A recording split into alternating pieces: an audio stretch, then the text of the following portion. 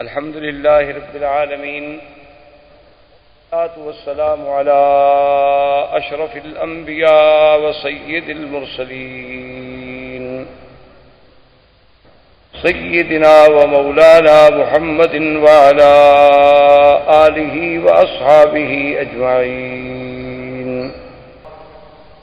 برادران اسلام، واجب الاحترام بزرگوں، دوستوں اور بھائیوں، عزیز نوجوانوں، الحمدللہ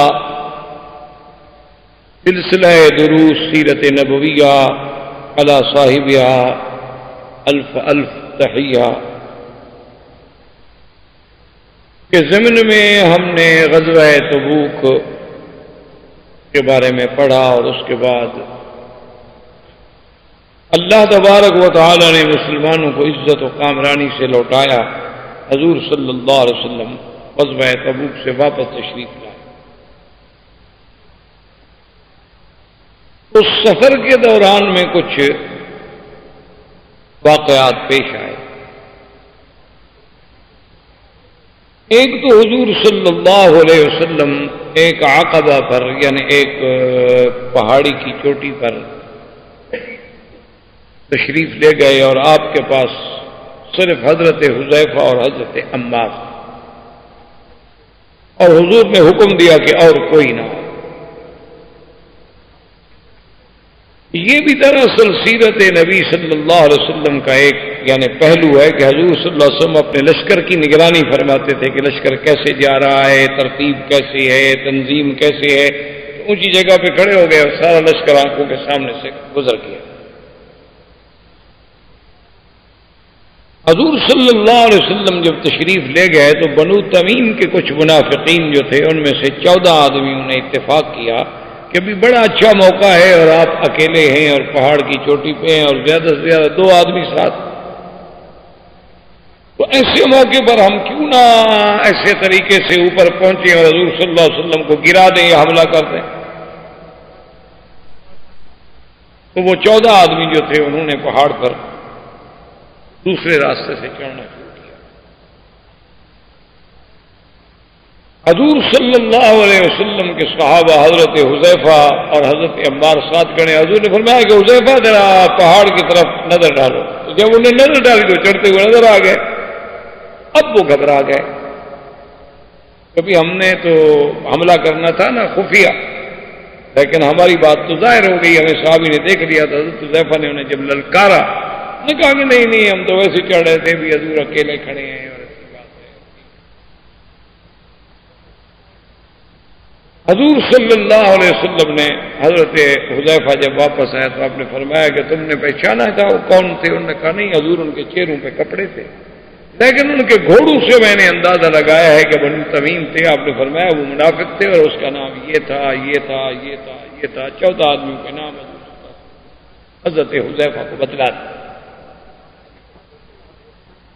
اسی لیے حضرت حذیفہ بن الیمان کو صاحب سر رسول اللہ صلی اللہ علیہ وسلم، حضور کا رازدان، کہ حضور نے نام تو بتلا دیے لیکن حکم دے دیا کہ کسی کو بتلانا نہیں، بس یہ راز۔ اور حضرت حذیفہ نے بھی حضور کی اس راز کو نبھایا کہ پھر ساری زندگی کسی کو نہیں بتایا، کیونکہ حضور نے منع فرمایا۔ اور دوسرا واقعہ اس سفر میں یہ پیش آیا کہ صبح کی نماز وقت تھا اور حضور صلی اللہ علیہ وسلم اپنے حاجات کی قضاء حاجات کے لیے دور تشریف لے جاتے تھے، لوگوں سے بہت دور۔ اور اس دور میں آپ جانتے ہیں کہ حمامات یہ ویسی چیزیں تو ہوتی نہیں تھی، بس آدمی پہاڑوں میں اور غاروں میں اور دور چلا جاتا تھا کہ لوگوں کی نظروں سے دور ہو جائے۔ حضور صلی اللہ علیہ وسلم بہت دور تشریف لے گئے، صحابہ انتظار کر رہے ہیں اور حیران ہے کہ نماز کا وقت بالکل ختم ہوتا جا رہا ہے اور حضور ابھی تشریف نہیں لائے۔ جب بالکل نماز کا وقت جانے کا ڈر پیدا ہو گیا کہ کہیں ایسا نہ ہو کہ نماز سورج نکل جائے اور نماز قضا ہو جائے، تو انہوں نے حضرت عبد الرحمن ابن عوف کو حکم دیا کہ آپ نماز پڑھائیں۔ تو حضرت عبد الرحمن ابن عوف نے نماز پڑھائی۔ ابھی 1 رکعت پڑھائی تھی کہ میرے آقا تشریف لے آئے اور انہیں آ کے جماعت میں نماز پڑھی، جس سے محدثین نے مسئلہ نکالا۔ اصل بات یہ ہوتی ہے کہ آپ حضرات بھی اپنے ذہنوں میں رکھ لیا کریں کہ بعض لوگ ہیں نا اعتراض کرتے ہیں کہ جی امام ابو حنیفہ کی کیا ضرورت ہے، امام شافعی کی کیا ضرورت ہے، امام مالک کی، امام احمد حنبل کی. بھئی اللہ کا قرآن ہے، حدیث موجود ہے، تو ہمیں پھر ان ائمہ کی ضرورت کیا تھی؟ اصل بات یہ نہیں ہوتی، یاد رکھیں. ان کا مطلب ائمہ کا مطلب یہ ہوتا ہے کہ حدیث پاک تو آپ بھی پڑھ لیں گے، میں بھی پڑھ لوں، لیکن اس حدیث سے مسئلہ کیا نکلا؟ اب ایک حدیث میں اتنا ہے کہ حضور پاک نے عبد الرحمن بن عوف کے پیچھے 1 رکعت پڑھی، بس حدیث مبارک تو اتنا کہتی ہے. یہ ان فقہا کا کام ہے کہ انہوں نے مسئلہ نکالا اور پھر باقاعدہ اس پہ باب باندھے کہ صلاۃ الاکابر خلف الاصاغر، کہ بھئی ایک مسئلہ بھی معلوم ہو گیا کہ کبھی کبھی بڑا بھی چھوٹے کے پیچھے نماز پڑھ سکتا ہے. یعنی اب حضور سے بڑا تو کوئی ہو نہیں سکتا نا. عبد الرحمن بن عوف کا جتنا شان کیوں نہ ہو جائے، لیکن وہ نبی تو نہیں بن سکتے. تو اب نبی ایک صحابی کے پیچھے نماز پڑھ رہے ہیں، تو اس سے مسئلہ سمجھ آ گیا کہ کبھی بڑا عالم ہے آگے طالب کھڑا ہے تو نماز ہو جائے، تو بڑا بھی چھوٹے کے پیچھے نماز پڑھ سکتا ہے. کہ اللہ کا نبی بھی غیر نبی کے پیچھے کھڑے ہو کے نماز پڑھ سکتا ہے، ورنہ تو حضور کی نماز ہی نہ ہوتی، یا حضور نماز نہ پڑھتے آپ کھڑے رہتے. تو اس لیے یہ محدثین و فقہا کا کام ہوتا ہے کہ اس حدیث سے مسئلہ کیا نہیں. اور اسی طرح یاد رکھیں کہ حضور صلی اللہ علیہ وسلم نے جو صحیح معنوں میں 1 رکعت پڑھی ہے تو عبد الرحمن بن عوف کے پیچھے پڑھی ہے، اور 10 نمازیں جو ہے حضور پاک نے جبریل علیہ السلام کے پیچھے پڑھی. حضور صلی اللہ علیہ وسلم کو جب جبریل اوقات صلاۃ کی تعلیم دینے کے لیے آئے نا کہ حضور یہ وقت ہے فجر کا کہاں تک، یہ ظہر کا کہاں تک، عصر کا کہاں تک، مغرب کا کہاں تک، عشاء کا کہاں تک، تو انہوں نے 10 نمازیں پڑھائیں. 5 نمازیں اول وقت میں پڑھا دی اور 5 نمازیں آخر وقت میں پڑھا. اور بدلا بھی آ گیا حضور کہ اب صبح صادق سے لے کر مثلا سورج کے نکلنے تک فجر کا وقت. اسی طرح بھی اب زوال کے ہونے کے بعد سے لے کر ماشاءاللہ تقریباً 3:30 بجے تک ظہر کا وقت ہے. اسی طرح عصر کا وقت جو ہے جی سورج ڈوبنے تک ہے، لیکن یہ نہیں کہ سورج پیلے ہونے کے بعد نماز مکروہ ہو جائے. اسی طرح سورج ڈوبنے کے بعد شفق احمر کے ڈوبنے تک عشاء کا وقت ہے. اچھا اسی طرح عشاء کا وقت جب شروع ہوتا ہے تو افضل یہ ہے کہ آدھی رات سے پہلے پڑھ لی جائے، ورنہ فجر صادق تک، صبح صادق تک آپ عشاء کی نماز ادا کر سکتے ہیں. تو یہ تعلیم جب دی گئی تو 10 رکعتیں حضور پاک نے 10 نمازیں جبریل علیہ السلام کے پیچھے بھی ادا فرمائیں. اور اسی طرح 1 رکعت میں حضور صلی اللہ علیہ وسلم سیدنا ابی بکر صدیق رضی اللہ تعالی عنہ کے پیچھے بھی تشریف لے آئے. نماز ہو گئی. حضور نے فرمایا صحابہ سے کہ بالکل گھبرانے کی بات نہیں، آپ لوگوں نے بہت اچھا کیا ہے، نماز اللہ کی ہے. ان الصلاۃ کانت للمؤمنین کتابا موقوتا. اور اسی اثناء میں حضور صلی اللہ علیہ وسلم کو پتہ چل گیا کہ منافقین نے ایک مسجد بنائی ہے جو مسجد مکہ مکرمہ مدینہ منورہ کی مسجد رسول اور مسجد قباء، یہ تو آپ نے دیکھی ہے، ان دونوں کے درمیان میں ایک جگہ تھی جہاں انہوں نے مسجد ضرار بنائی. اس مسجد کا نام تھا مسجد ضرار. یہ مسجد اصل میں اس لیے بنائی گئی تھی کہ ابی عامر شام کا ایک بہت بڑا یہودی راہب تھا، یہودیوں کا عالم تھا. اس نے منافقین مدینہ سے رابطہ قائم کیا کہ بھی اسلام کو تو بڑی طاقت مل گئی، اب یہودیوں کو مدینہ سے نکالا گیا، پھر خیبر آ گئے، پھر خیبر سے نکالا گیا، اب ہمیں جزیرہ عرب سے بھی نکال کے باہر پھینکا جا رہا ہے، تو ہم تو بڑے کمزور ہو گئے ہیں، تو اب ہم کھل کر تو مسلمانوں کا مقابلہ نہیں کر سکتے. اب اس کا طریقہ یہ ہے کہ ہم اپنے آپ کو مسلمان ظاہر کریں، مسلمانوں کے اندر مل جائیں، مسلمان بن کے رہیں، لیکن اس کے لیے ضرورت ہے کہ ہمارا بھی تو کوئی مرکز ہو، ہمارے پاس بھی تو کوئی مرکز ہونا چاہیے.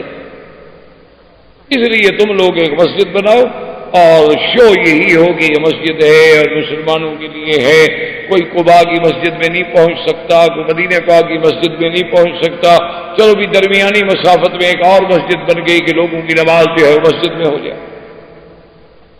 اور انہوں نے تبوک کے جانے سے پہلے حضور پاک سے بھی خواہش کی کہ یا رسول اللہ مہربانی کریں آپ ہماری مسجد کے افتتاح فرما دیں، ایک دفعہ آپ ایک نماز پڑھا دیں تاکہ پھر برکت ہو جائے گی. آپ نے فرمایا میں تبوک کے مسئلے میں مشغول ہوں، تبوک سے واپس آنے کے بعد غور کیا جائے. جب حضور واپس آ گیا تو حضور کو پتہ چلا کہ وہ تو منافقون نے مسجد بنائی. حضور پاک نے مالک ابن دخشن آپ کے صحابی ان کو حکم دیا کہ جاؤ اور مسجد کو جلا دو، توڑ دو اور جلاؤ. اسی کو اللہ نے قرآن میں بھی ذکر کیا، لا تقم فیہ ابدا. اللہ نے حکم دیا کہ میرا مظلوم نے جو مسجد بنائی ہے یہ کفر ہے، نفاق ہے، مومنوں کو لڑانے کا ایک اڈا ہے، یہ بالکل اللہ کے رسول کی دشمنی ہے. یہ بڑی قسمیں کھائیں گے کہ ہمارا مقصد نیک ہے، لیکن اللہ گواہی دیتا ہے یہ جھوٹے ہیں. لا تقم فیہ ابدا، اس مسجد میں آپ کبھی بھی قدم نہ رکھیں.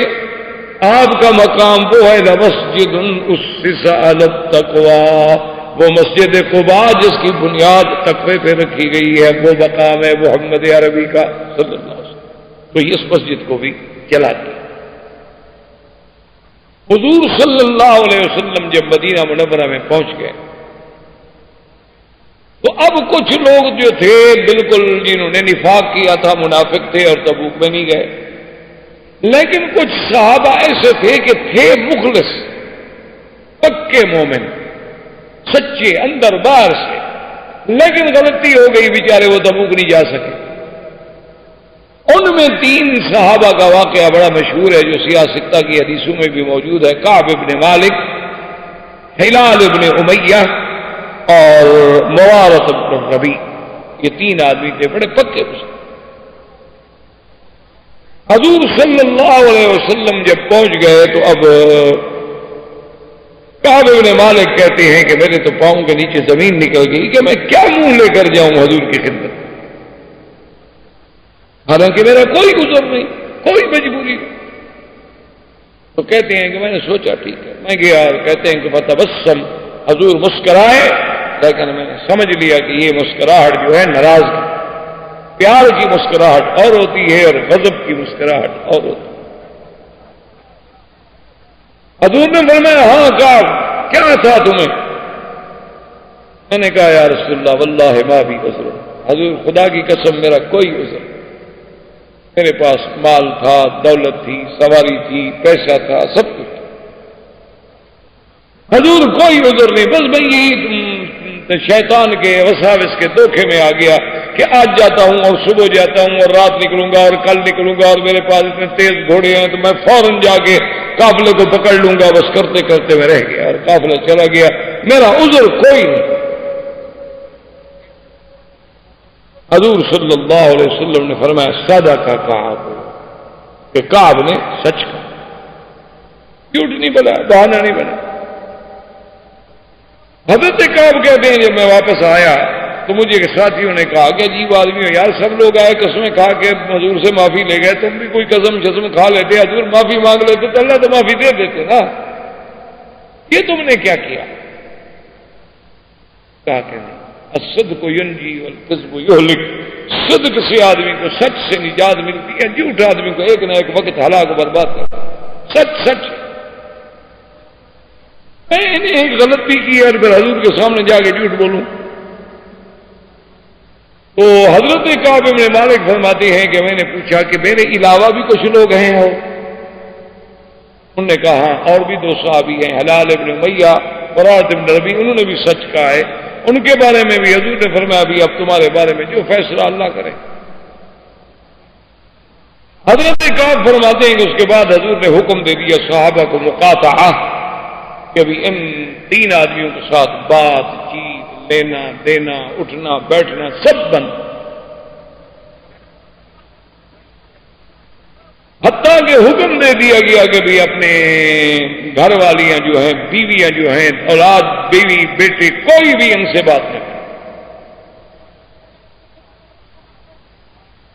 ان 2 صحابہ نے، حضرت ہلال نے اور حضرت موارث ابن ربیع نے آدمی بھیجے. انہوں نے کہا یا رسول اللہ ہم بوڑھے آدمی ہیں، عورت کے بغیر گھر میں رہ نہیں سکتے ہیں، تو اگر اجازت ہو تو ہم عورتوں کو رکھ لیں ورنہ ان کو بھیج دیں وہاں باپ کے گھر. حضور نے ان کو اجازت دے دی لیکن کہا کہ بولنا نہیں. حضرت کعب ابن مالک کہتے ہیں کہ مجھے بھی کہا گیا کہ تم بھی جا کر اجازت لو. میں نے کہا کہ میں آیا اور میں نے اپنی بیوی سے کہا کہ الہ کی تم گھر چلی جاؤ کیونکہ تم جوان عورت ہو، میں جوان آدمی ہوں، خدا نہ خاصا صبر نہ کر سکیں، پہلے اللہ اور اللہ کے رسول ناراض ہیں، کسی اور غلطی میں ہم مبتلا ہو، تم بھی جاؤ۔ اب حضرت مکعب ابن مالک فرماتے ہیں کہ 40 دن گزر گئے اسی مقاطع پر کہ پورا مدینہ منورہ میں کوئی بندہ نہیں ہم سے بات کرے۔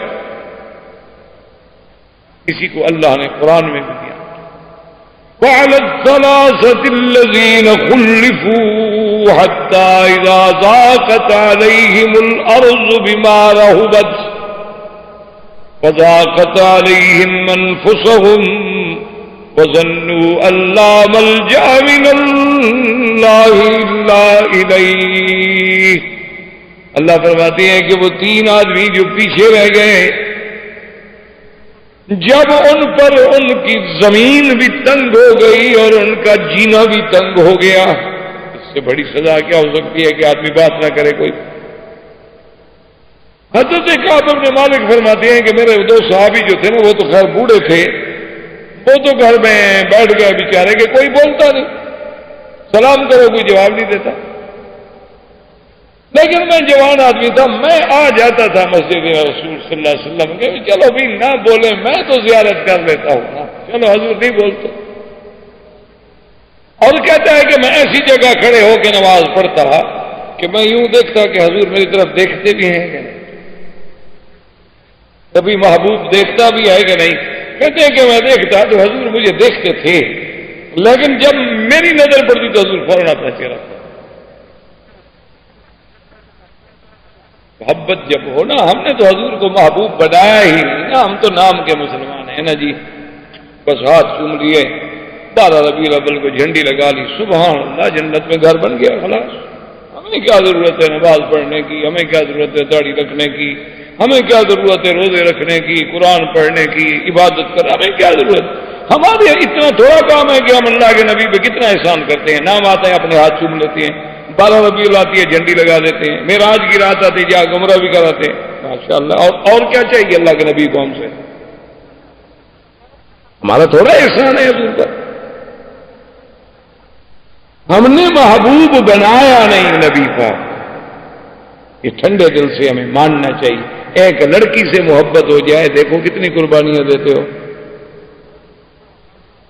8 گھنٹے جو اس کی سڑک کے اوپر کھڑا ہونا پڑے، گلیوں میں کھڑا ہونا پڑے، کھڑا ہے کہ ادھر سے گزرے گی دیکھوں گا، بس سٹاپ وہ بھی اسی سے بس پہ بیٹھتی ہے اور میں نے بھی یہیں کھڑا ہو کے انتظار کرنی ہے، کھڑا ہے، چل رہا ہے، بارش برس رہی ہے، کپڑے بھیگ گئے ہیں، انسان کے بجائے بیچارہ بندر نظر آ رہا ہے، لیکن انتظار ہے کہ محبوبہ آئے گی۔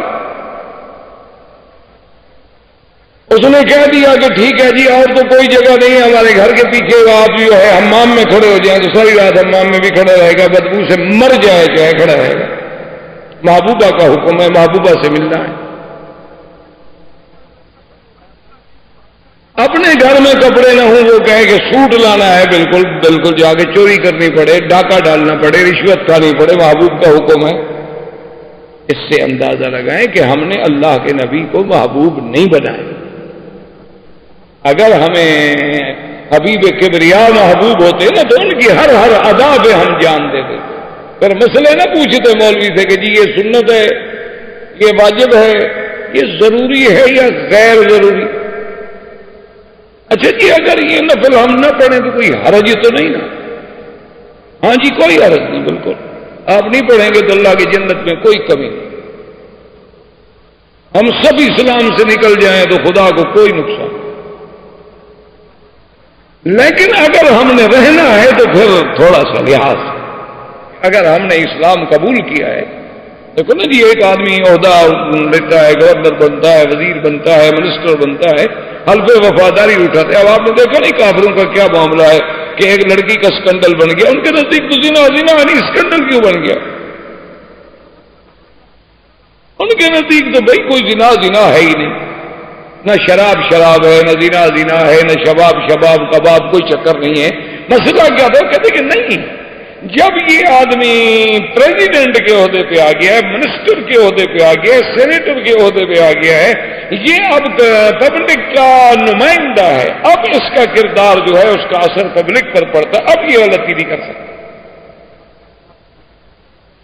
پہلے جو اس نے منہ کالا کیا ہے کرتا رہے، جب نوکری ختم ہو جائے جا کے پھر 2000 دفعہ منہ کالا کرے، لیکن جب اس نے حلف اٹھایا اور قوم کا اتنا بڑا نمائندہ اور جھوٹ بول رہا، آپ نے بھی کبھی سوچا ہے کہ مسلمان ہو کر جھوٹ بول رہا ہے؟ ہم نے بھی تو آخر کوئی حلف اٹھایا نا کہ اشہد اللہ الہ الا اللہ واشہد ان محمد رسول اللہ، اور دن میں 5 دفعہ اس کو دہراتے ہیں۔ ایک ٹھنڈے دل سے غور کریں، آپ مولویوں کی باتوں میں نہ بگڑا کریں، لیکن یہ غور کریں کہ کیا اگر واقعی ہمیں حضور سے عشق ہے، حضور سے ہمیں محبت ہے، حضور ہمارے محبوب ہیں۔ ہم نے تو اپنے اساتذہ کو دیکھا ہے کہ بیر علی پہ جب جاتے تھے نا تو کہتے بھائی گاڑی روک دو، گاڑی روک دو۔ ہاں بھائی کیا؟ انہوں نے کہا بھائی اب آگے تو میں جرأت نہیں کر سکتا کہ سواری پہ سوار ہو کے مدنی پاک کے شہر میں جاؤں، یہاں سے پیدل جاؤں۔ وہ اللہ کے بندے کو شریعت میں منع ہے، انہوں نے کہا کوئی منع نہیں شریعت میں، لیکن بات کو ادب کی۔ اسی لیے جب عبدالحمید مراد جس نے حرم نبوی بنایا ہے، مسجد رسول پاک صلی اللہ علیہ وسلم، وہ جب آئے تو بتائے دنیا کا ایک بادشاہ تھا، اس نے کہا کہ جب میں اسٹیشن مدینے پہ اتروں، آپ نے دیکھا ہوگا کہ ابھی تک وہ اسٹیشن موجود ہے۔ آپ جب مکہ آتے ہیں نا تو راستے میں آپ نے دیکھا ہوگا کہ اسٹیشن کا ابھی تک وہ آثار موجود ہیں، اور کچھ ڈبے گاڑی واڑی کے ٹوٹے پھوٹے بھی پڑے ہوئے ہیں۔ تو یہاں آگے اترا وہ، تو اس نے کہا کہ یہاں سے میرے ہاتھ پاؤں جو ہے نا جیسے مجرم کو باندھتے ہیں رسی میں، باندھ لو اور گھسیٹتے ہوئے لے جاؤ محمد مدنی کے روضے تک کہ میں مجرم ہوں اللہ کے دین کا۔ ایسے لے جاؤ، یہ نہیں کہ بادشاہ بنا کے لے جاؤ، مجھے مجرم کی حیثیت میں گھسیٹتے ہوئے لے جاؤ کہ ہم تو مجرم ہیں، ہم نے کیا حق ادا کیا ہے حضور پاک۔ حالانکہ دنیا کا بادشاہ تھا، لیکن سوچ دیکھو کتنی تھی، اور اسی طرح آیا رسی بندھوا گیا۔ ہم نے میرا بھائی کبھی سوچا نہیں، ویسے آپ کی مرضی ہے۔ ہمیں جیسے عطا اللہ شاہ بخاری رحمۃ اللہ علیہ فرمایا کرتے تھے کہ مولوی وکی ہمیں کہنے کی عادت پڑ گئی ہے، انہیں سننے کی عادت پڑ گئی ہے، ہم کہتے کہتے مر جائیں گے، سنتے سنتے چلے جائیں گے، بات جہاں تھی وہی رہے گی۔ مسئلہ تو ہو گیا ہے وہ۔ بہرحال اب دیکھیں یہ ہے مقام عشق کہ دیکھ رہا ہے کہ حضور دیکھتے ہیں، وہ قہر سے دیکھتے ہیں، دیکھتے تو ہیں۔ میری شاعر نے کیا عجیب بات کہتے وہ قہر سے دیکھتے ہیں، ناراض ہو کے دیکھیں، دیکھتے تو ہیں۔ میں شاد ہوں کہ ہوں تو کسی کی نگاہ میں، کسی کی نگاہ میں تو ہوں، چلو غضب سے صحیح۔ کہتے ہیں جناب اسی حالت میں 40 دن گزر گئے، مقاطع جاری ہے۔ ملک غسان بنو غساسنہ کے بادشاہ نے خط بھیجا اور اپنا قاصد بھیجا کعب ابن مالک کو، چونکہ کعب ابن مالک تو بڑا ادیب خطیب لبیب آدمی، اس نے خط بھیجا کہ کعب مجھے پتہ چلا ہے کہ تیرا نبی تیرا سردار تجھ سے ناراض ہے اور تیری بڑی بے عزتی ہو گئی ہے کہ 40 دن سے پورا مدینہ بائیکاٹ ہے تم پہ، لہذا میں تمہیں حکم دیتا ہوں کہ اس کے مذہب کو، اس کے شہر کو، اس کے دین کو چھوڑ کر فوراً میرے پاس پہنچو، یہاں میں تمہیں اپنا سب سے بڑی وزارت کا عہدہ دینے کے لیے تیار ہوں۔ تمہارے جیسے آدمی کو اللہ کے نبی نے ضائع کر دیا ہے، تم کو ضائع کرنے والے آدمی۔ حضرت کعب فرماتے ہیں کہ میں نے کہا کہ اللہ یہ میرا ایک اور امتحان۔ اب بات سنیں کعب کی، ذرا دل پہ پتھر رکھ کے اس کا وزن کریں تھوڑا۔ حضرت کعب کہتے ہیں کہ مجھے یہ نہیں کہ بادشاہ نے مجھے لالچ دی ہے، وزارت دی ہے، میرے پاؤں ڈگمگا جائیں گے، کہتے نہیں، میں اس بات پہ رونے لگ گیا کہ یا اللہ میرا ایمان اتنا کمزور ہو گیا ہے کہ کافروں کو مجھ سے امید ہو گئی ہے۔ اگر میرا ایمان کبھی ہوتا تو کافر مجھے پیغام ہی کیوں بھیجتا، ضرورت ہی کیوں کرتا پیغام بھیجنے کی؟ اس نے جو مجھے پیغام بھیجا ہے تو اس کا مطلب یہ ہے کہ میرا ایمان اتنا کمزور ہے کہ کافروں کو میرے بارے میں امیدیں پیدا ہو گئی ہیں کہ شاید ڈھیلا ہو جائے۔ تو میں نے اس کا خط کو لیا اور ٹکڑے ٹکڑے کر کے سامنے آگ کا تنور جل رہا تھا اس میں ڈالا، اور میں نے کہا ارجع الی ملکک، جاؤ اپنے بادشاہ سے کہہ دینا کہ کعب ابن مالک کا یہی جواب ہے، محمد مدنی کے شہر میں میں ایڑیاں رگڑتے ہوئے مر جاؤں گا لیکن تمہارے پاس نہیں آؤں گا۔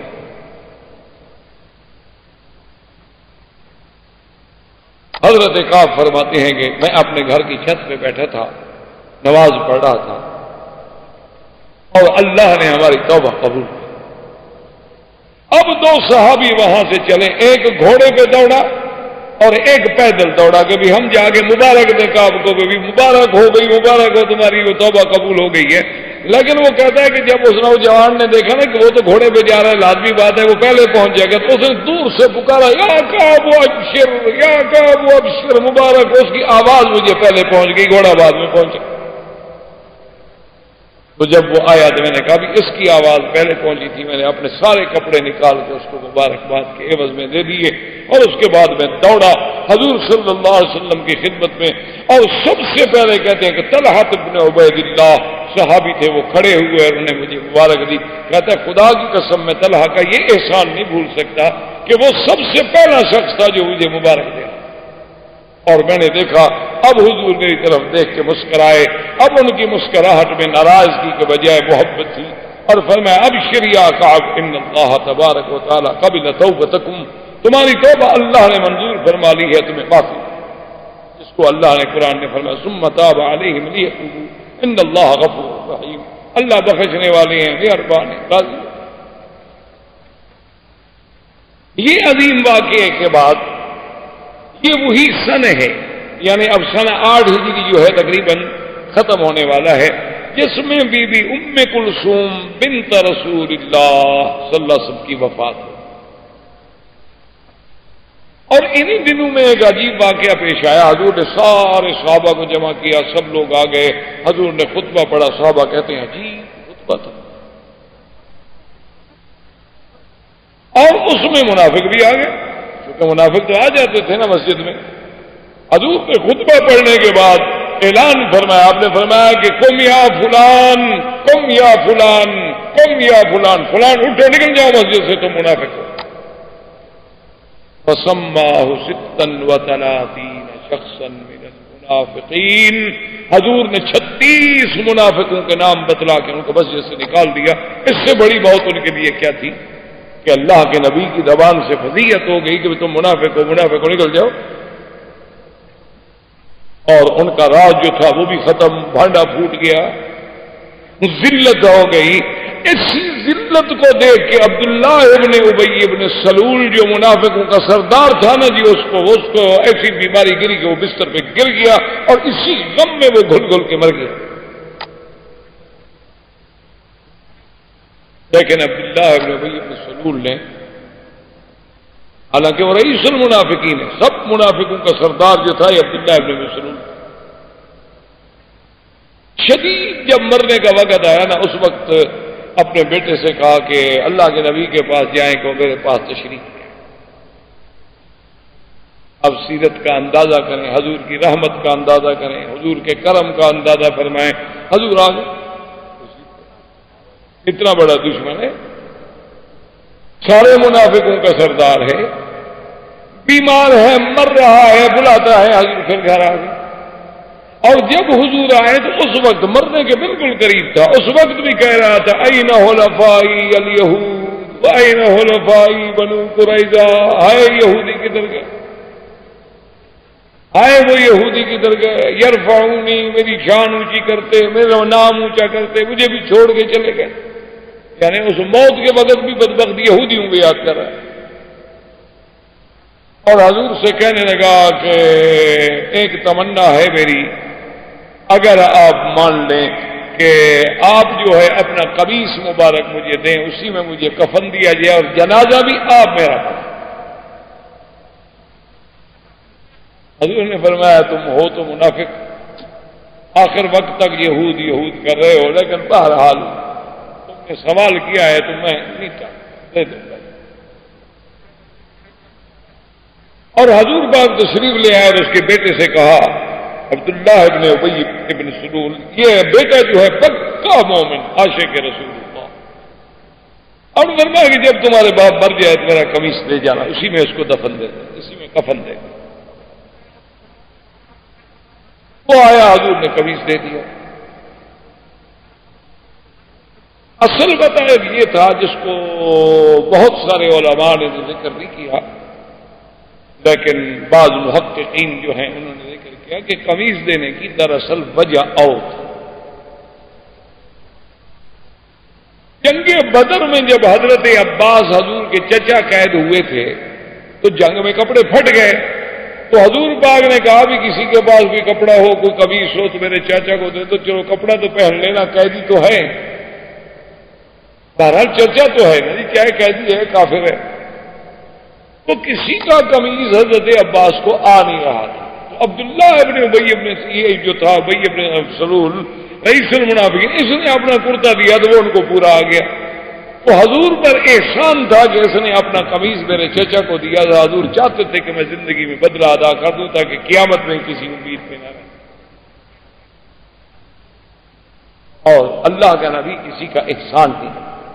اور یہ بھی سیرت کا پہلو ہے کہ اگر آپ کو کسی نے ہدیہ دیا ہے تو آپ جواب دیں، تہادو، تاکہ کوئی ہدیہ دے، کوئی چھوٹا دے، کوئی تھوڑا دے، کوئی بہت دے، بات یہ نہیں ہوتی، ہدیہ تو ہدیہ ہوتا ہے، یہ ضروری نہیں ہوتا کہ وہ قیمتی بھی ہو، تاکہ اس سے ایک تعلق جو ہے بڑھتا ہے۔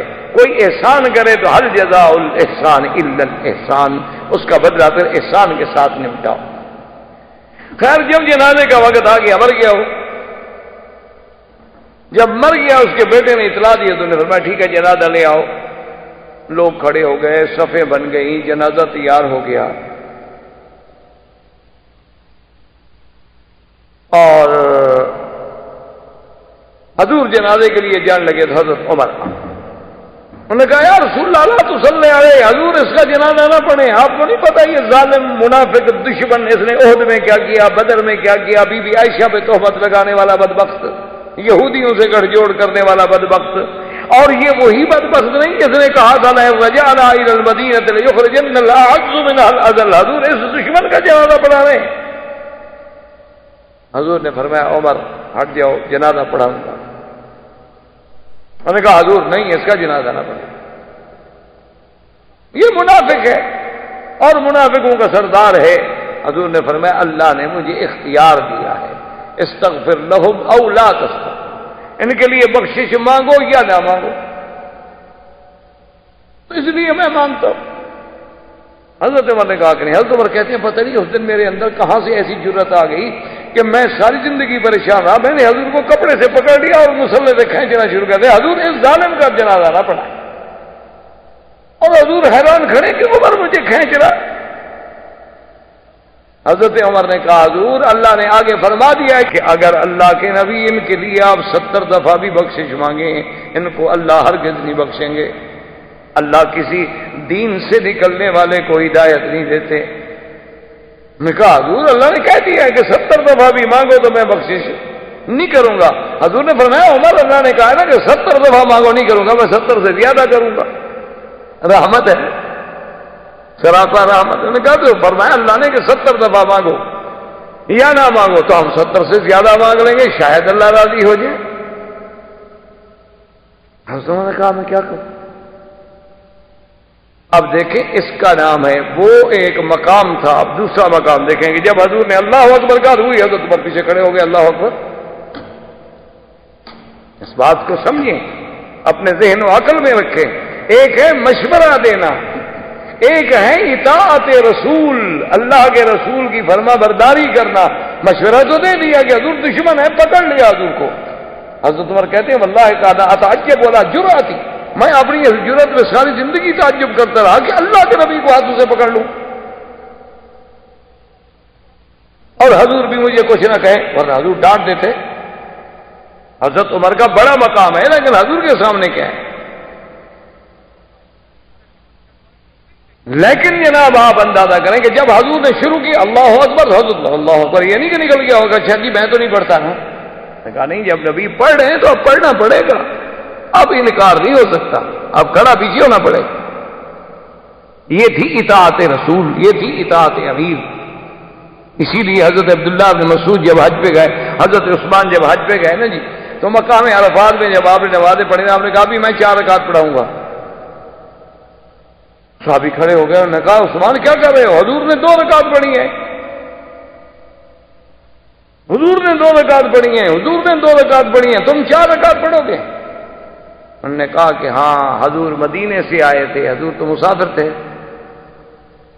اب میں نے تو شادی کر لی ہے مکے میں، مکہ میرا گھر ہو گیا ہے، میں تو مسافر نہیں ہوں، میں کیسے 2 پڑھوں؟ میں 4 پڑھوں گا۔ صحابہ کہتے ہیں نہیں 2 پڑھو، کہتے ہیں نہیں میں 4 پڑھوں گا۔ جب حضرت عمر کھڑے ہوئے 4 پڑھانے کے لیے، سارے صحابہ کھڑے ہوئے پڑھ کہ اب امیر ہے، خلاص خلیفہ راشد ہے، اب جو حکم دے گا تعمیل ہو۔ مشورہ دینا، مسئلہ پیش کرنا، رائے میں اختلاف پیش کرنا، یہ تو کوئی جھگڑا نہیں، کوئی بری بات نہیں، یہ تو ہر آدمی کو حق ہے نا رائے دینے کا، ہر آدمی کو حق حاصل ہے رائے دینے کا، تو اسی طرح رائے آپ دے سکتے ہیں۔ لیکن جب کوئی امیر خلیفہ راشد علیکم سنتی و سنت الخلفاء الراشدین وہ فیصلہ کر دیں، اب انکار نہیں ہو سکتا، اب تو ماننا پڑے گا۔ تو بہرحال حضور نے جب جنازہ پڑھا دیا تو اللہ تبارک و تعالی نے قرآن نازل کیا، وَلَا تُصَلِّ عَلَىٰ أَحَدٍ مِّنْهُمْ مَاتَ أَبَدًا وَلَا تَقُمْ عَلَىٰ قَبْرِهِ إِنَّهُمْ كَفَرُوا بِاللَّهِ وَرَسُولِهِ وَمَاتُوا وَهُمْ فَاسِقُونَ۔ اللہ نے قرآن نازل کیا کہ میرا محبوب جو رائے، جو فیصلہ عمر نے فرش پہ کیا، میں نے عرش سے اسی کو منظور کر لیا ہے۔ ایسے بدبختوں کی کبھی نماز نہ پڑھایا کریں، اور نہ ان کی قبر پہ کبھی کھڑے ہوں، نہ ان کے لیے کبھی بخشش مانگے، یہ تو کافر ہیں، یہ تو فاسق ہیں، ان کی جنازہ، ان کی نماز جنازہ پھر نہ پڑھائیں۔ حضور نے بلایا حضرت عمر کو کہ عمر اللہ نے تو تیری بات مان لی بھائی، اب دیکھیں کہ علماء نے یہاں کیا بیان لکھا ہے، محدثین و فقہا نے کیا بات لکھی۔ اب ہم تو حدیث اسی طرح پڑھ کے چلے جائیں گے نا کہ جی اللہ نے حضرت عمر کی تجویز قبول فرما لی، آئندہ کے لیے حضور کو روک دیا گیا کہ کسی منافق کا جنازہ نہ پڑھائیں، بات ختم ہو گئی۔ لیکن یہ ان کا کام ہے فقہا کا، انہوں نے کہا کہ اگر اللہ چاہتے تو یہ آیتیں جو ہیں 2 منٹ پہلے اتار دیتے تو حضور جنازہ نہ پڑھتے۔ جب جنازہ نہیں پڑھنے دینا تھا، جنازے سے روکنا تھا، 2 منٹ پہلے بھی جبریل آ جاتا، کوئی جبریل تھک جاتا، لیکن جبریل 2 منٹ پہلے نہیں آیا، جنازہ ہو گیا، جبریل بعد میں آیا۔ وجہ کیا تھی؟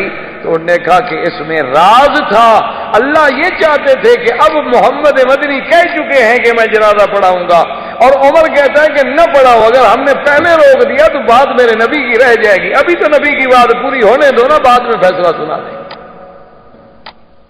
ابھی اللہ کے نبی کی بات کو پورا ہو جانا، ابھی تو جو حضور کے منہ سے نکل گیا ہے محبوب نے کہہ دیا ہے کرنے، آئندہ کے لیے سمجھا دیں گے کہ بھائی یہ نہیں کرنا۔ یہ ہوتا ہے مقام، اسی کا نام ہوتا ہے تفقہ، اسی کا نام ہوتا ہے فقہ، اسی کا نام ہوتا ہے فقہ الحدیث، کہ بھئی حدیث پاک سے لفظ تو آپ نے بھی پڑھ لیے، لفظ تو میں نے بھی پڑھ لیا، لیکن مسئلہ کیا نکلا؟ حضور صلی اللہ علیہ وآلہ آلہ وصحبہ وسلم تسلیما کثیرا کثیرا۔ اس واقعے کے بعد حضور نے حضرت ابو بکر کو بلایا، فرمایا ابھی 9 ذی الحجہ شروع ہو گئی ہے، حج فرض ہو چکا ہے، تم حج کے لیے چلو۔ سب سے پہلے سال جب حج کے لیے بھیجا گیا تو حضرت ابو بکر کو بھیجا، آپ نے فرمایا تم امیر الحج ہو، تمہیں ہم امیر بنا کے بھیج رہے ہیں، اور اپنی نگرانی میں جا کر سب کو حج کرائے۔ اور حضرت ابو بکر قافلہ لے کے چل پڑے، اور بڑے قافلے سے۔ اسی اثنا میں یعنی سابقہ درس میں بھی میں نے عرض کیا تھا کہ یہ 9 ہجری کا جو سن ہے، اس کو عربی عامت الوفود بھی کہتے تھے کہ بھی یہ وفود کا سال ہے، بڑے بڑے وفد آئے، تو بنو تمیم کا وفد آ گیا۔ بنو تمیم کا جو وفد آیا، اللہ کے بندے جو آئے، ظہر کی نماز کے بعد کا وقت تھا، پوچھتے پوچھتے کہ حضور پاک کا گھر کہاں ہے، تو حضور صلی اللہ علیہ وسلم کے گھر کے باہر آ گیا، اخرج الینا یا محمد، اخرج الینا یا محمد، اخرج الینا یا محمد، محمد پاک باہر نکلو، باہر نکلو۔ حضور حیران، یہ کون لوگ ہیں بھائی؟ یہ کوئی طریقہ ہے کسی کو بلانے کا؟ حضور باہر تشریف لے آئے، دیکھا تو بڑا وفد کھڑا ہے، کون ہو بھائی؟ یہ بنو تمیم میں کیوں آئے ہو؟ نہ نتفاخر ونتبادہ، ہم اس لیے آئے ہیں کہ ہم آپ سے مقابلہ کریں گے، اپنے فخر و مباحات بیان کریں گے۔ لیکن رحمت 2 جہاں ہیں، برداشت کر لی۔ اسی کو اللہ نے قرآن میں بھی بیان کیا، ان الذين ينادونك من وراء الحجرات اکثرهم لا يعقلون. میرا مدنی محبوب، جو لوگ تیرے گھر کے باہر کھڑے ہو کے آوازیں لگاتے ہیں ان کو عقل نہیں.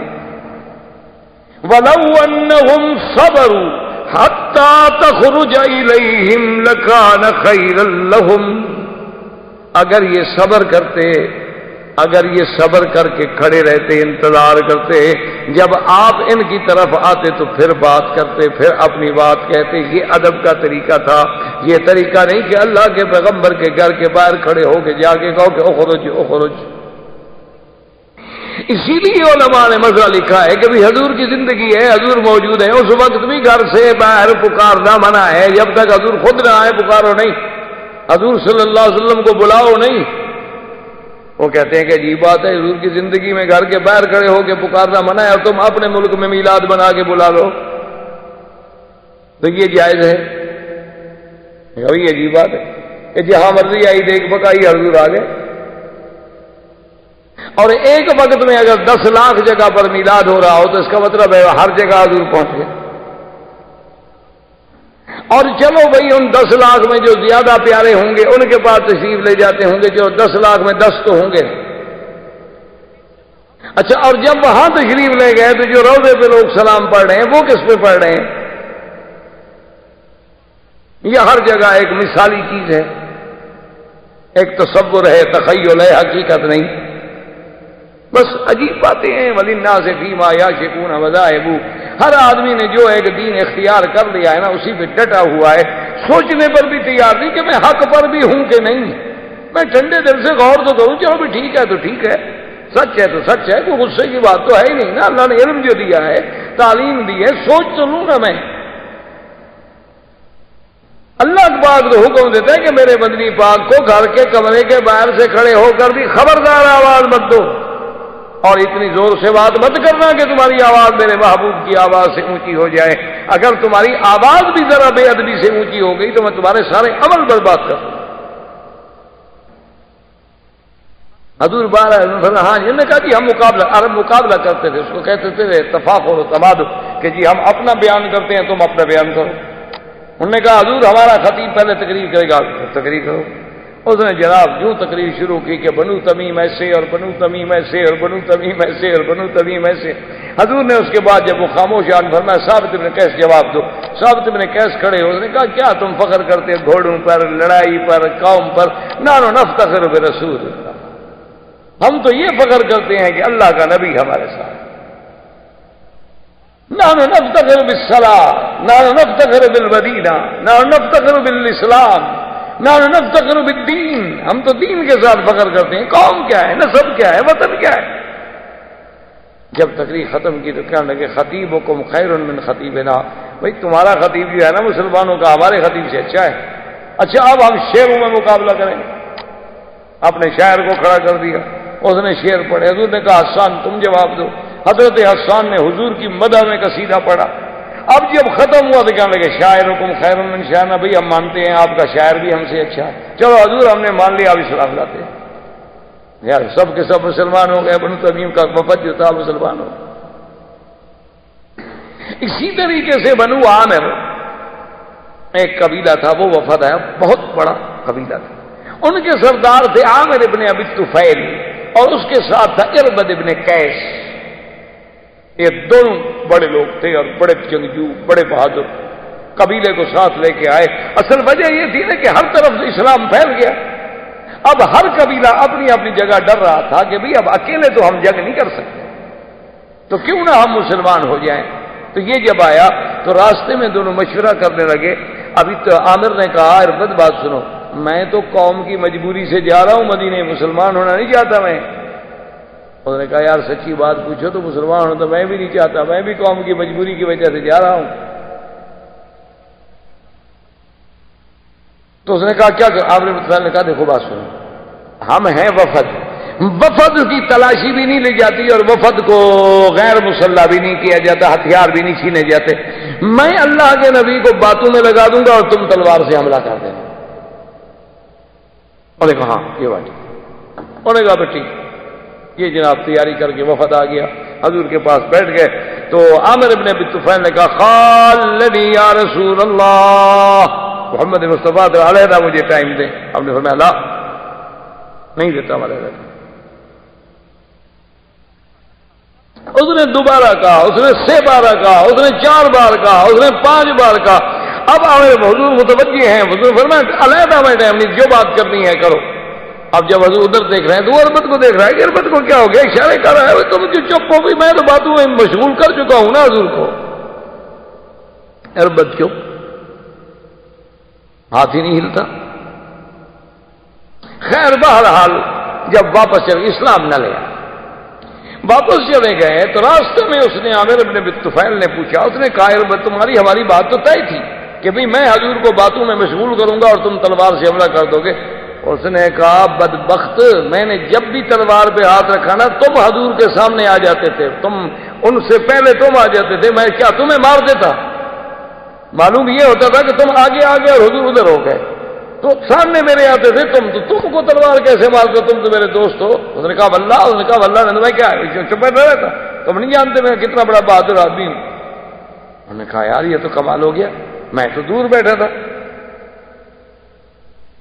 اور یہ عامر ابن ابی طفیل جو ہے سلولیہ قبیلہ تھا، ابی ابن سلول جہاں کا تھا نا رئیس المنافقین، وہاں ایک سلولی عورت کے گھر میں آیا، رات کو ٹھہرا. رات میں ہی اللہ نے اس پر طاعون کا ایک پھوڑا جو ہے مسلط کیا، عربی میں اس کو کہتے تھے غدہ.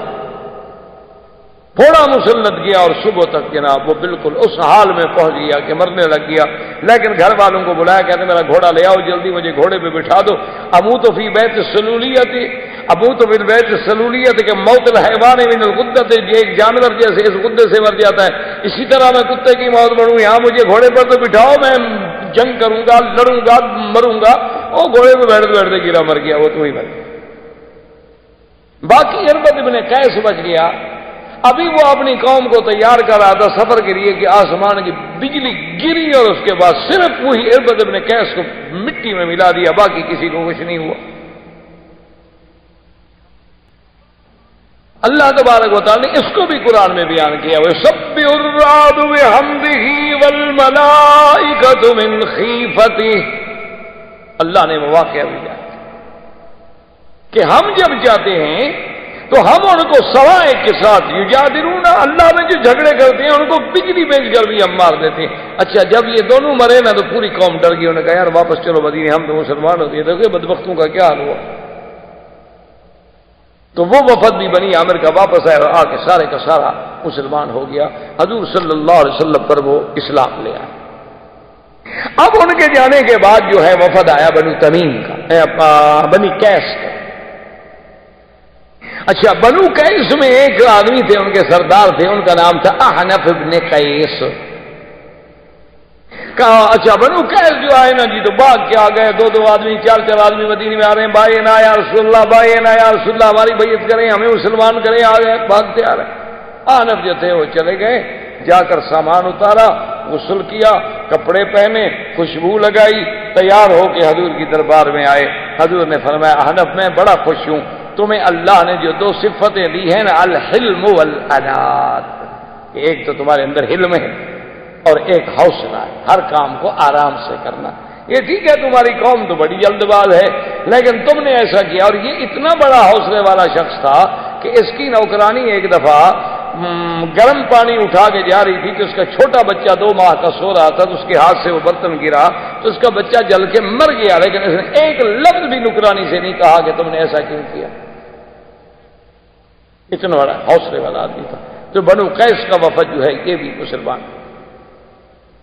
ان کے جانے کے بعد بنو مسیلمہ، بنی حنفیہ، ان کا وفد جو ہے وہ مسیلمہ بن الکذاب جو تھا اس کی سرکردگی میں آیا. یہ 1 لاکھ تو ان کی صرف فوج تھی. یہ یمامہ کے لوگ تھے، ریاض کے علاقے میں ایک جگہ ہے یمامہ، بنی حنفیہ اس جگہ کے لوگ تھے. یہ جب آیا تو جب مدینے کے قریب آ گئے تو مسلمان کہنے لگا بھی میں تو نہیں جاتا، تم جاتے ہو تو جاؤ، میں تو نہیں جاتا، میں تو مسلمان نہیں ہوتا. خیر وہ چلے گئے، اسلام لے آئے. اچھا جب لوگ آتے تھے وفد آتے تھے اسلام لاتے تھے تو حضور ان کو کچھ نہ کچھ ہدیہ بھی دے دیتے تھے تاکہ بھی ان کا دل جو ہے متوجہ ہو، تالیف قلب ہو۔ حضور نے ہدایہ دیا، آپ نے فرمایا الماکم کوئی اور بھی ہے؟ انہوں نے کہا جی ہاں مسلمہ ہمارے ساتھ ہیں۔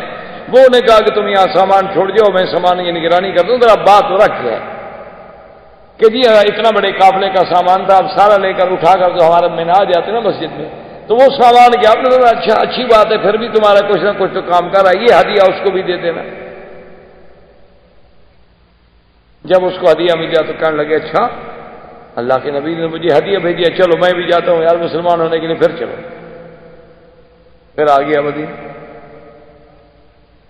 کہنے لگا کہ آپ محمد صلی اللہ علیہ وسلم اگر ایک بات آپ میری مان لینا تو میں مسلمان ہوتا ہوں، اور میری 1,00,000 کا جو لڑاکا جوان ہے وہ سب آپ کے قدموں پہ قربان ہوگا۔ انہوں نے کیا بات؟ انہوں نے کہا ایسا کریں کہ آپ مجھے یہ لکھ دیں کہ آپ کے بعد جو خلافت ہے نا خلیفہ میں بنوں گا۔ حضور کے ہاتھ میں ایک چھوٹی سی چھڑی تھی، ارجون، عربی میں کہتے ہیں ارجون، چھوٹی سی شاخ کھجور کی۔ ہم نے فرمایا تم اگر یہ بھی کہو نا یہ بھی میں تمہیں نہیں دوں گا، تم خلافت کی بات کرتے ہو، جاؤ بھاگ جاؤ۔ اچھا اسلام ہے خلافت لے کر مسلمان ہونا چاہتے ہو؟ اسلام اللہ کے لیے ہوتا ہے، لالچ کے لیے تھوڑا ہوتا ہے کہ جی کل مجھے اگر آپ عہدہ دے دیں تو ہم ٹھیک ہے قبول کرتے ہیں، مجھے نہیں ہے تمہارے اسلام کو۔ خیر یہ چلا گیا۔ حضور صلی اللہ علیہ وسلم نے فرمایا کہ میں نے خواب دیکھا ہے کہ گویا ساری دنیا کا سونا چاندی ایک جگہ اکٹھا کر دیا گیا، اور ان میں سے مجھے 2 کنگن جو ہیں پہنائے گئے ہاتھ میں سونے کے، اور میں دیکھ کے حیران ہو رہا ہوں کہ اللہ کا نبی اور سونے کے کنگن، فنفختہما، میں نے ان کو پھونک ماری، فطارا، وہ دونوں میرے ہاتھ سے نکل کے اڑ گئے۔ صحابہ نے کہا فما اول تو یا رسول اللہ، اس خواب کی تعبیر کیا؟ آپ نے فرمایا کاذبان کذابان، 2 جھوٹے ظاہر ہوں گے میرے زمانے میں جو نبوت کا دعویٰ کریں گے، لیکن اللہ ان کے زور کو نہیں چلنے دیں گے، اسلام غالب ہو جائے گا۔ تو ان 2 جھوٹوں میں سے ایک یہ تھا مسیلمۃ بن الکذاب، اور دوسرا تھا اسود انسی یمن میں۔ ان دونوں نے حضور کی زندگی میں نبوت کا دعویٰ کر دیا۔ ایک آدمی تھا نہار، حضور صلی اللہ علیہ وسلم کے پاس رہتا تھا، مسلمان تھا، قرآن لکھتا تھا، بڑا نوجوان، بڑا ذکی، بڑا حافظ قرآن، بڑا عابد زاہد۔ یہ جب گیا واپس تو اس کو مسلمہ ہی تھا اسی علاقے کا، بنی حنفیہ کا جہاں کا مسلمہ تھا، تو مسلمہ نے اس کو بلایا، اس نے کہا کہ نہ ہر بات سنو، تم بڑے پڑھے لکھے آدمی ہو، تمہیں حضور صلی اللہ علیہ وسلم کے طریقوں کا بھی پتہ ہے، تمہیں قرآن کا بھی پتہ ہے، اگر تم مجھے نبی مان لو نا تو میں تمہیں اپنا بادشاہ بھی بناتا ہوں اور اپنے ملک میں حصے دار بھی بناتا ہوں، سرداری میں بھی حصہ دیتا ہوں۔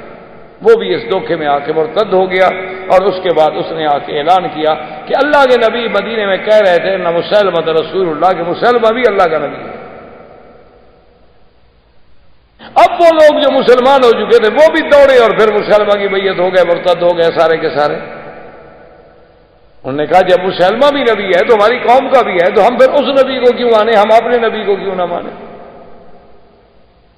یہ وہی مسیلمۃ الکذاب ہے جس کے بارے میں حضور نے خواب دیکھا۔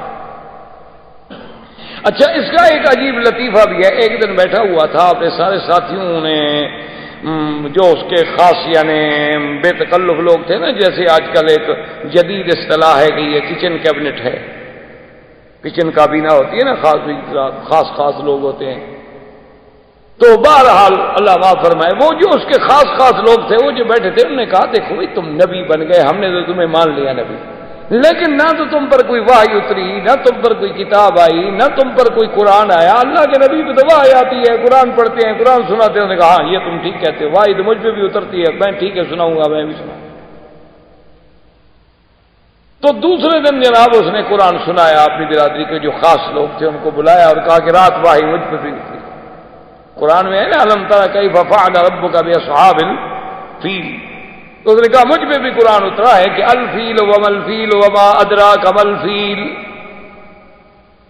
ذنبہ کثیر وخرطومہ طویل، کہ مجھ پر بھی وحی اتری ہے کہ فیل و فیل کیا ہوتا ہے، ہاتھی جس کی دم چھوٹی ہوتی ہے اور سونڈ لمبی ہوتی ہے، انہوں نے کہا یہ قرآن کسی اور کو نہ سنانا، جوتے مار مار کے گنجا کر دیں گے۔ یہ کیسا قرآن ہے؟ الفیل والفیل وما ادراک ما الفیل ذنبہ کثیر وخرطومہ طویل، یہ قرآن ہے بدبخت؟ یہ تو ہم تیرے خاص ساتھی ہیں، ہمیں بھی معلوم ہو رہا ہے کہ تو بکواس کر رہا ہے، تو کوئی اور سنے گا تو کیا کرے گا؟ آئندہ نہ سنانا یہ وحی، بس اپنی حد تک رکھنا۔ ایسے لوگوں کا وحی بھی تو ایسا ہوتا ہے نا۔ مرزا قادیانی سے بھی پوچھا گیا کہ جناب آپ جو نبی ہیں تو آپ کا وحی؟ انہوں نے کہا ہاں بالکل، میرے اوپر بھی فرشتہ اترتا ہے۔ انہوں نے کہا جی اس کا نام اس کا ٹیچی، کیونکہ نبی انگریزی تھا نا، تو فرشتہ کون سا اترنا تھا؟ نوری فرشتہ بھی تو انگریزی اترنا تھا، تو ان پر جو فرشتہ اترا کرتا تھا وہ ٹیچی تھا۔ اچھا اس فرشتے نے خبر کیا دی؟ اس نے خبر یہ دی کہ محمدی بیگم جو ہے تیری بیوی بنے گی۔ جیسے بی بی زینب کے بارے میں تھا نا، اللہ نے حکم دیا تھا کہ تیری بیوی ہے، تو اس نے بھی تو کوئی وحی بنانی تھی نا آپ نے۔ اچھا خدا کی شان دیکھو کہ محمدی بیگم اس کی رشتہ دار تھی، اس کے رشتہ دار تھے قریبی، تو اس نے جناب پیغام بھیجا۔ اس کو پتہ چلا تھا اصل میں کہ بڑی خوبصورت لڑکی ہے، یہ اس کے پیچھے پڑ گیا، تو اس نے پیغام بھیجا کہ جی رشتہ دے دو، انہوں نے کام نہیں دیتے۔ اس نے بڑا زور لگایا، بھی پیسے لے لو، دولت لے لو، رقبہ لے لو، انگریزوں سے جگیریں دلا دیتا ہوں، لیکن اس لڑکی کا رشتہ مجھے دو۔ وہ بھی کوئی پکے مسلمان تھے، انہوں نے کہا جو مرضی آئے گا تمہیں نہیں دیں گے، تمہارے جیسے جھوٹے مرتد کو کون لڑکی دے دے، تم تو کافر ہو، کافر کو ہم لڑکی دے دیں مسلمان۔ تو اس نے پھر یہ وحی بنائی کہ مجھ پر وحی نازل ہوئی ہے، اللہ فیصلہ کر چکا ہے عرش پر کہ محمدی بیگم جو ہے وہ میرے نکاح میں آئے گی، اگر تم لوگوں نے میرے نکاح میں نہ دی تو 3 مہینے کے اندر اندر محمدی بیگم مر جائے گی۔ محمدی بیگم کو پتہ چلا، لوگوں نے ڈرایا، عورتوں نے ڈرایا، عورتیں تو بڑی ضعیف ہوتی ہیں نا، کمزور عقیدے کی۔ انہوں نے کہا بی بی مرنے سے تو بہتر ہے نا شادی کر لو، کیا ہے جائیداد بھی ملتی ہے، سب کچھ ملتا ہے۔ اس نے کہا مرزے کو جا کے کہہ دو کہ اگر تو تم پہلے مر گئے تو تم جھوٹے ہو، اور میں پہلے مر گئی تو پھر میرا مذہب جھوٹا ہے، لیکن تم پہلے مرو گے، میں نہیں مرتی تم سے پہلے۔ 3 مہینے تو 3 مہینے رہ گئے، میں مرتی ہی نہیں تم سے پہلے۔ اچھا خدا کی شان ہے، مرزا مر گیا، محمدی بیگم رہ گئے۔ اللہ نے جھوٹے کو جھوٹا کرنا تھا بھائی، ٹیچی کیا فرشتہ تھا۔ تو بہرحال یہ مسیلمۃ بن الکذاب نے بھی دعوی نبوت حضور کی زندگی میں کیا تھا، اور اس کا مقابلہ کس نے کیا تھا؟ سیدنا ابو بکر رضی اللہ تعالی عنہ نے مسیلمہ سے جنگ لڑی اور مرتدین کو کیفر کردار پر پہنچایا۔ اب یہ سارے واقعے کے بعد حضور صلی اللہ علیہ وسلم کے فرمان پر حضرت ابو بکر قافلے لے کے حج کے لیے چل پڑے۔ ابھی وہ روانہ ہوئے اور پیچھے بھائی آ گئے۔ سورت توبہ کبھی اللہ آپ کو پڑھنے کی توفیق دے دی، یہ وہی وقت ہے جب سورت توبہ اتری۔ اسی لیے حتیٰ کے بعد مفسرین کہتے ہیں کہ یہ سورت اتنی جلدی میں اتاری گئی کہ بسم اللہ بھی نہیں لکھی گئی، اور بعض علماء فرماتے ہیں کہ بسم اللہ اس لیے نہیں لکھی گئی کہ مشرکین کی ذلت تھی، ان کی فضیحت تھی، تو اس میں کون سی آگے رحمت کے فیصلے تھے کہ پہلے بسم اللہ الرحمن الرحیم کا اضافہ کیا گیا، آگے تو سارا ان کے ساتھ عذاب تھا۔ اور بعض علماء نے فرمایا کہ نہیں، سورت الانفال اور سورت توبہ چونکہ ایک سورت ہے تو صحابہ نے فاصلہ تو کر دیا، لیکن درمیان میں بسم اللہ نہیں لکھی کہ اگر قیامت میں ایک سورت ہے تو ہم نے اکٹھی لکھ دی ہے، فاصلہ نہیں لکھا، اور اگر یہ 2 صورتیں ہیں تو ہم نے الگ الگ تو لکھ دی، فاتحہ بسم اللہ الرحمن الرحیم لکھی گئی۔ تو اللہ نے حکم دیا کہ بھئی ایک تو مشرکین سے برات کا اعلان کرو، دوسرا یہ اعلان کر دو کہ جنت میں بغیر کسی ایمان کے کوئی داخل نہیں ہوگا، تیسرا یہ اعلان کرو کہ اللہ کے کعبے کا کوئی بغیر کپڑوں کے لباس طواف نہیں کرے گا، چوتھا یہ اعلان کر دو کہ اس سال کے بعد کوئی مشرک حج نہیں کرے گا، پانچواں یہ اعلان کر دو کہ جن کے ساتھ ہمارا معاہدہ ہے 1 سال کے لیے 2 سال کے لیے، اس وقت تک تو وہ مکے میں حد حرم میں رہ سکتا ہے، معاہدے کے بعد نہیں رہ سکتا، اور جن کے ساتھ ہمارا معاہدہ نہیں ہے ان کو 4 مہینے کی اجازت ہے، 4 مہینے کے بعد نکل جائے۔ یہ سارے احکام آ گئے، حج کے احکام آ گئے۔ حضور نے حضرت علی کو بلایا رضی اللہ تعالیٰ عنہ، آپ نے فرمایا کہ علی تم ایسا کرو کہ جلدی پہنچو، چونکہ یہ بڑے اہم ضابطے اور اہم اعلانات ہیں، اور عرب کا عادت ہے کہ یا تو بادشاہ خود اعلان کرے یا بادشاہ کا کوئی قریبی رشتہ دار اعلان۔ حضرت علی یہ اعلان لے کے چل پڑے۔ ابھی حضرت ابو بکر راستے میں تھے کہ حضرت علی پہنچ گئے۔ فسلم علی ابی بکر، سلام کیا۔ ابو بکر نے پوچھا امیر ام مأمور، حضرت ابی بکر نے پوچھا کہ حضرت علی آپ کو اللہ کے نبی نے امیر بنا کے بھیجا ہے یا مامور؟ اگر امیر بنا کے بھیجا ہے تو یہ سب کچھ آپ سنبھالیں، میں آپ کے تابع ہوں۔ حضرت علی نے عرض کیا کہ یا ابی بکر بل مامور، اللہ کے نبی نے مجھے امیر نہیں بنایا، امیر تو آپ رہیں گے، میں مامور ہوں، لیکن صرف مجھے حکم ملا ہے کہ ان چیزوں کا اعلان جو ہے وہ مکے میں اور مینا میں اور عرفات میں تم نے کرنا ہے۔ تو حضرت ابو بکر رضی اللہ تعالیٰ عنہ تشریف لے آئے۔ جب آپ عرفات میں، مینا میں، مزدلفہ میں، مکے میں خطبہ پڑھ لیتے تو فرماتے کہ حضرت علی اب اعلان کرو۔ حضرت علی کھڑے ہو جاتے کہ اللہ يدخل الجنت الا نفس مؤمنہ، ایمان کے بغیر کوئی جنت میں داخل نہیں ہو سکتا۔ اللہ یطوف بالبیت عریان، آج کے بعد کوئی آدمی بغیر کپڑوں کے کعبے کا طواف نہیں کر سکتا۔ اللہ يدخل المشرکون فی المسجد الحرام، اور پھر کوئی مشرک جو ہے اس مدت گزرنے کے بعد مسجد الحرام میں بھی داخل نہیں ہو سکتا۔ اور جن کے ساتھ معاہدہ کیا ہے اسلام نے، وہ معاہدے کی مدت پوری ہوگی، اور جن کے ساتھ معاہدہ نہیں ہے ان کو 4 مہینے کی مہلت ہے کہ وہ اللہ کا حرم چھوڑ کے چلے جائیں۔ حضرت علی فرماتے ہیں کہ میں نے گلی گلی، خیمہ خیمہ، کوچا کوچا اعلان کیا، وہ حد صوتی حتیٰ کہ میری آواز جو تھی وہ بھی بیٹھ گئی۔ تو حضرت ابی بکر صدیق رضی اللہ تعالیٰ عنہ کی قیادت میں، اور خدا کی قدرت ہے کہ یہ ایک قسم کا اشارہ بھی تھا کہ سب سے پہلا حج ہے، پہلی ذمہ داری ہے، اور اس کا امیر کون بن رہے ہیں؟ سیدنا ابی بکر رضی اللہ تعالیٰ۔ اچھا، اور خدا کی شان ہے کہ ان کے وزیر کون بن رہے ہیں؟ حضرت علی رضی اللہ تعالیٰ عنہ، تاکہ قیامت تک یہ جھگڑا ہی ختم ہو جائے جو بعد میں فرق باطلہ نے جھگڑا بنایا کہ حضرت علی کو خلیفہ بننا چاہیے تھا، حضرت علی کو خلیفہ بننا چاہیے تھا۔ اللہ کے بندے، پھر تو وہ نبی کی خلافت نہ ہوئی، کوئی شہنشاہیت ہو گئی کہ باپ کے بعد بیٹا بیٹھ گیا۔ یہ تو اللہ کی ہاں نبوت ہے، نبوت ہے، نبوت کی خلافت ہے۔ اس میں تو یہ ضروری نہیں ہوتا کہ بیٹا ہو۔ اگر یہ تقرب ہی دیکھنا تھا پھر سب سے زیادہ حقدار تو بی بی فاطمہ تھی جو حضور صلی اللہ علیہ وسلم کی بیٹی تھی۔ تو اس لیے اللہ تبارک و تعالیٰ کی ہر چیز میں حکمت ہے۔ اس سال حضور صلی اللہ علیہ وسلم بذات ہی تشریف نہ لے گئے، حضرت ابو بکر صدیق رضی اللہ تعالیٰ عنہ واپس آ گئے، اور بڑے بڑے قبائل جو تھے وہ اسلام میں داخل ہونے لگ گئے۔ زندگی باقی تو بات باقی۔ والسلام علیکم ورحمۃ اللہ وبرکاتہ۔